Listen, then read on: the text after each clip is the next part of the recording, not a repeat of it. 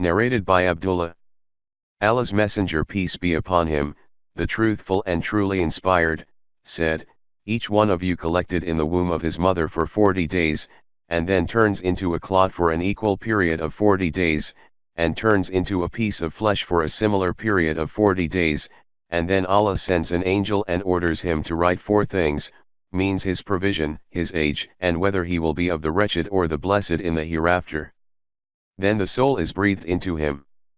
And by Allah, a person among you or a man may do deeds of the people of the fire till there is only a cubit or an arm breadth distance between him and the fire, but then that writing which Allah has ordered the angel to write precedes, and he does the deeds of the people of paradise and enters it, and a man may do the deeds of the people of paradise till there is only a cubit or 2 between him and paradise, and then that writing precedes and he does the deeds of the people of the fire and enters it." Narrated by Anas bin Malik. The Prophet, peace be upon him, said, "Allah puts an angel in charge of the uterus, and the angel says, 'O Lord, it is semen. O Lord, it is now a clot. O Lord, it is now a piece of flesh.' And then, if Allah wishes to complete its creation, the angel asks, 'O Lord, will it be a male or a female? A wretched and evil doer or a blessed doer of good? How much will his provisions be? What will his age be?' So all that is written while the creature is still in the mother's womb." Narrated by Imran bin Husayn. A man said, "O Allah's Messenger, peace be upon him, can the people of paradise be known differentiated from the people of the fire?" The Prophet, peace be upon him, replied, "Yes." The man said, "Why do people try to do good deeds?" The Prophet said, "Everyone will do the deeds for which he has been created to do, or he will do those deeds which will be made easy for him to do. Everybody will find easy to do such deeds as will lead him to his destined place for which he has been created." Narrated by Ibn Abbas. The Prophet, peace be upon him, was asked about the offspring of the pagans. He said, "Allah knows what they would have done were they to live." Narrated by Abu Huraira. Allah's Messenger, peace be upon him, was asked about the offspring of the pagans. He said, "Allah knows what they would have done were they to live." Narrated by Abu Huraira. Allah's Messenger, peace be upon him, said, "No child is born but has the Islamic faith, but its parents turn it into a Jew or a Christian. It is as you help the animals give birth. Do you find among their offspring a mutilated one before you mutilate them yourself?" The people said, "O Allah's Messenger, peace be upon him, what do you think about those of them who die young?" The Prophet, peace be upon him, said, "Allah knows what they would have done, were they to live."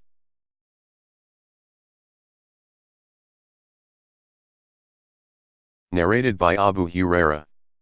Allah's Messenger, peace be upon him, said, "No woman should ask for the divorce of her sister Muslim so as to take her place, but she should marry the man without compelling him to divorce his other wife, for she will have nothing but what Allah has written for her." Narrated by Usama. Once while I was with the Prophet, peace be upon him, and Sa'd, Ubay bin Ka'b and Mu'ad were also sitting with him, there came to him a messenger from one of his daughters, telling him that her child was on the verge of death.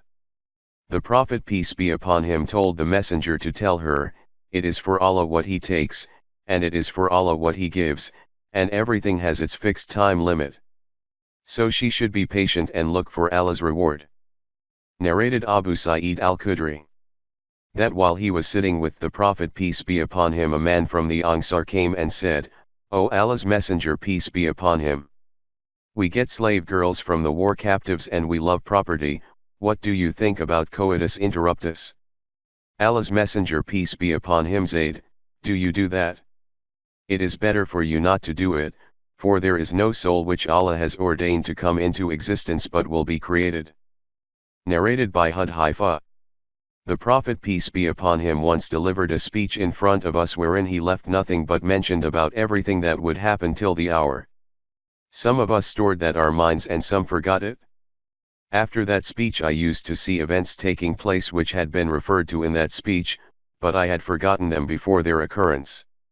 Then I would recognize such events as a man recognizes another man who has been absent and then sees and recognizes him. Narrated by Ali. While we were sitting with the Prophet peace be upon him, who had a stick with which he was scraping the earth, he lowered his head and said, "There is none of you but has his place assigned either in the fire or in paradise." Thereupon a man from the people said, "Shall we not depend upon this, O Allah's apostle?" The Prophet peace be upon him said, "No, but carry on and do your deeds, for everybody finds it easy to do such deeds as will lead him to his place." The Prophet peace be upon him then recited the verse, "As for him who gives in charity and keeps his duty to Allah," Surah 92 verse 5.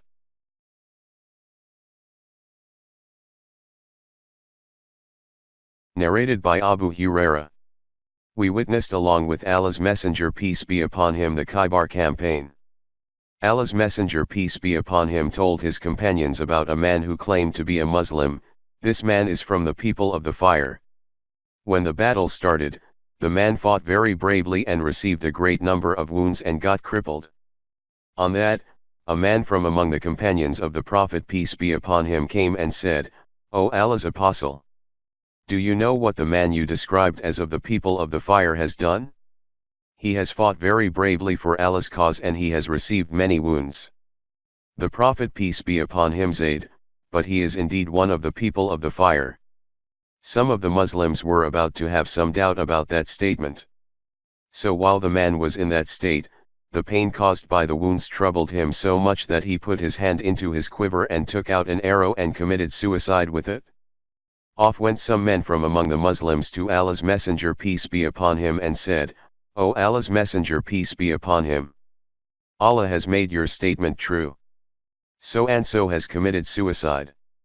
Allah's Messenger peace be upon him said, "O Bilal, get up and announce in public, none will enter paradise but a believer, and Allah may support this religion Islam with a wicked man." Narrated by Sahl bin Sa'd. There was a man who fought most bravely of all the Muslims on behalf of the Muslims in a battle ghazwa in the company of the Prophet. The Prophet peace be upon him looked at him and said, "If anyone would like to see a man from the people of the fire, let him look at this brave man."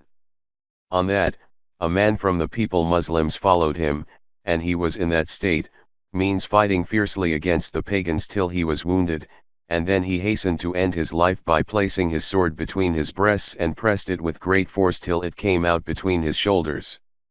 Then the man who was watching that person went quickly to the Prophet peace be upon him, and said, "I testify that you are Allah's Messenger peace be upon him." The Prophet peace be upon him asked him, "Why do you say that?" He said, "You said about so and so, if anyone would like to see a man from the people of the fire, he should look at him.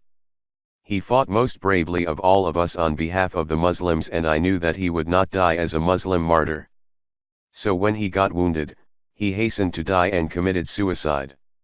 Thereupon the Prophet peace be upon him said, "A man may do the deeds of the people of the fire while in fact he is one of the people of paradise, and he may do the deeds of the people of paradise while in fact he belongs to the people of fire, and verily, the rewards of the deeds are decided by the last action's deeds."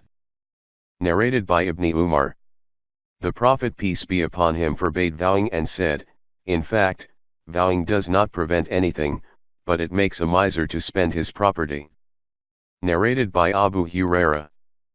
The Prophet peace be upon him said that Allah said, "Vowing does not bring to the son of Adam anything I have not already written in his fate, but vowing is imposed on him by way of foreordainment. Through vowing I make a miser spend of his wealth." Narrated by Abu Musa. While we were with Allah's Messenger peace be upon him in a holy battle, we never went up a hill or reached its peak or went down a valley but raised our voices with takbir. Allah's Messenger peace be upon him came close to us and said, "O people! Don't exert yourselves, for you do not call a deaf or an absent one, but you call the all-listener, the all-seer." The Prophet peace be upon him then said, "O Abdullah bin Qais! Shall I teach you a sentence which is from the treasures of paradise? It is La hawla wala quwwata illa billah. There is neither might nor power except with Allah.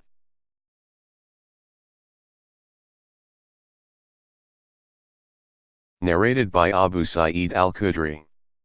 That the Prophet peace be upon him said, no caliph is appointed but has two groups of advisors, one group advises him to do good and urges him to adopt it, and the other group advises him to do bad and urges him to adopt it, and the protected is the one whom Allah protects. Narrated by Ibn Abbas. I did not see anything so resembling minor sins as what Abu Hurairah said from the Prophet, who said, Allah has written for the son of Adam his inevitable share of adultery whether he is aware of it or not. The adultery of the eye is the looking at something which is sinful to look at, and the adultery of the tongue is to utter what it is unlawful to utter, and the inner self wishes and longs for adultery, and the private parts turn that into reality or refrain from submitting to the temptation. Narrated by Ibn Abbas. Regarding the verse, and we granted the vision, ascension to the heavens mirage, which we showed you, O Muhammad, as an actual eyewitness, but as a trial for mankind. Surah 17 verse 60. Allah's apostle actually saw with his own eyes the vision, all the things which were shown to him, on the night of his night journey to Jerusalem, and then to the heavens. The cursed tree which is mentioned in the Quran is the tree of Az-Zaktum. Narrated by Abu Hurairah. The Prophet peace be upon him said, Adam and Moses argued with each other. Moses said to Adam, O Adam! You are our father who disappointed us and turned us out of paradise. Then Adam said to him, O Moses! Allah favored you with his talked to you directly, and he wrote the Torah for you with his own hand. Do you blame me for action which Allah had written in my fate 40 years before my creation? So Adam confused Moses, the Prophet peace be upon him added, repeating the statement 3 times. Narrated by Warad. The freed slave of Al-Mughira bin Shuba. Muawi wrote to Mughira, write to me what you heard the Prophet peace be upon him saying after his prayer. So Al-Mughira dictated to me and said, I heard the Prophet peace be upon him saying after the prayer, none has the right to be worshipped but Allah alone who has no partner. O Allah! No one can withhold what you give, and none can give what you withhold, and the fortune of a man of means is useless before you, means only good deeds are of value.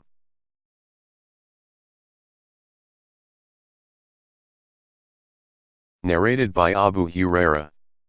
The Prophet peace be upon him said, take refuge with Allah from the difficulties of severe calamities, from having an evil end and a bad fate, and from the malicious joy of your enemies. Narrated by Abdullah. When taking an oath, the Prophet peace be upon him very often used to say, no, by him who turns the hearts. Narrated by Ibn Umar. The Prophet peace be upon him said to Ibn Sayyad, I have kept for you a secret. Ibn Sayyad said, Ad-Duk. The Prophet said, keep quiet, for you cannot go beyond your limits, or you cannot exceed what has been foreordained for you. On that, Umar said, to the Prophet peace be upon him, allow me to chop off his neck. The Prophet said, leave him, for if he is he, means Ad-Dajjal, then you will not be able to overcome him, and if he is not, then you gain no good by killing him. Narrated by Aisha. I asked Allah's Messenger peace be upon him about the plague. He said, that was a means of torture which Allah used to send upon whomsoever he wished, but he made it a source of mercy for the believers, for anyone who is residing in a town in which this disease is present, and remains there and does not leave that town, but has patience and hopes for Allah's reward, and knows that nothing will befall him except what Allah has written for him, then he will get such reward as that of a martyr. Narrated by Al-Bara bin Azib. I saw the Prophet peace be upon him on the day of the battle of Al-Khandaq, carrying earth with us and saying, By Allah, without Allah we would not have been guided, neither would we have fasted, nor would we have prayed. O Allah! Send down Sakinah calmness upon us and make our feet firm when we meet the enemy. The pagans have rebelled against us, but if they want to put us in affliction, means fight us, we refuse to flee.